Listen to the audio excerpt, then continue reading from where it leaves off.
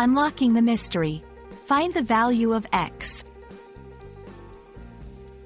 Hello, everyone. Welcome back to our channel. Today, we're diving into a fascinating topic that often appears in math problems and puzzles. Find the value of x.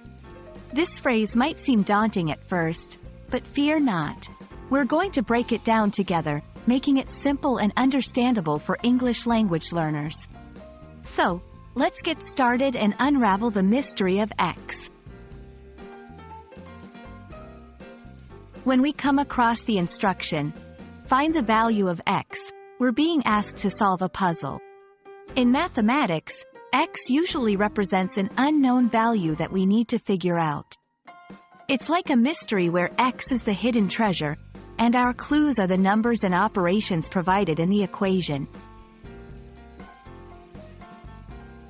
An equation is a mathematical statement that asserts the equality of two expressions. It's written with an equals sign, smiley face, separating these expressions.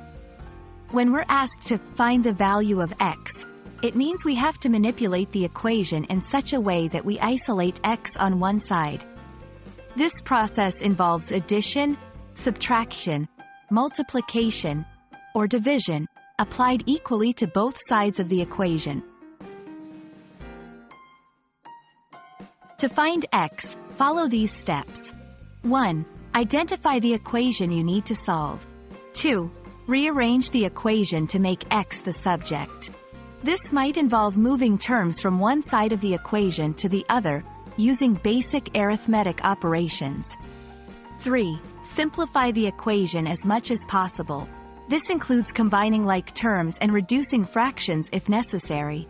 4. Solve for x by performing the required operations. Once x is isolated, you'll have found its value.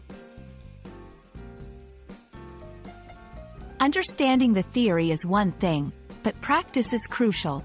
Let's look at a simple example.